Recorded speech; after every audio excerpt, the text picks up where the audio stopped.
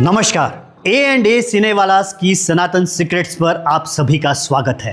ब्रह्मा जी ने ब्रह्मांड की रचना की और सतयुग की शुरुआत हुई। सतयुग के बाद आया त्रेता युग। त्रेता युग में भगवान विष्णु ने 4 अवतार लिए। उसमें से पहला अवतार था नरसिंह अवतार।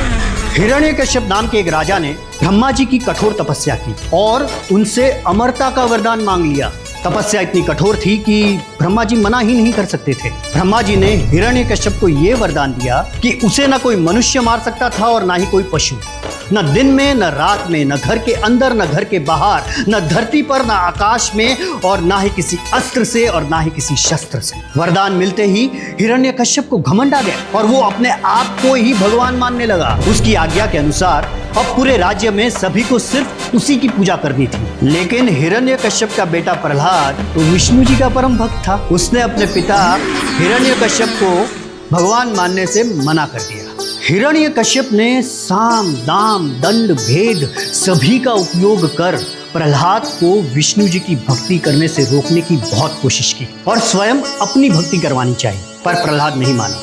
क्रोधित होकर हिरण्यकश्यप ने प्रहलाद को मारने तक के कई प्रयास किए, पर प्रहलाद पर तो भगवान विष्णु का आशीर्वाद था। अब हिरण्यकश्यप के क्रोध की कोई सीमा नहीं थी। उसने प्रहलाद से कहा कि अगर तुम्हारे विष्णु जी हैं तो दिखाई क्यों नहीं देते? इस पर प्रहलाद ने कहा, मेरे विष्णु जी तो सब जगह है।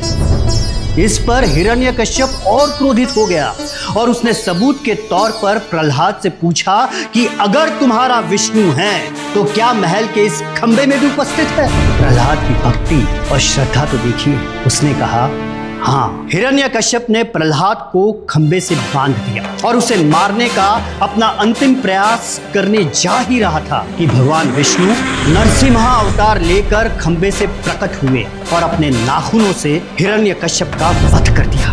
मित्रों, अब ब्रह्मा जी का वो वरदान याद कीजिए, नरसिंह अवतार, आधा मनुष्य आधा सिंह, यानी न मनुष्य न पशु। हिरण्यकश्यप का जब वध हुआ तब गोधूली बेला थी, यानी सूर्यास्त का समय, न दिन न रात। हिरण्यकश्यप का वध महल के प्रवेश द्वार पर हुआ, यानी न घर के अंदर न घर के बाहर। नरसिंह अवतार ने हिरण्यकश्यप को अपनी जांघों पर बिठाकर अपने नाखूनों से वध किया, यानी न धरती पर न आकाश में, न किसी अस्त्र से और न किसी शस्त्र से। हम सब कभी कभी ये सोचने लगते हैं कि सारी दुनिया हमारे हिसाब और हमारी वजह से ही चल रही है, लेकिन हम ये भूल जाते हैं कि ईश्वर हमारा दाता है और जो दाता होता है उससे बड़ा तो और कोई हो ही नहीं सकता।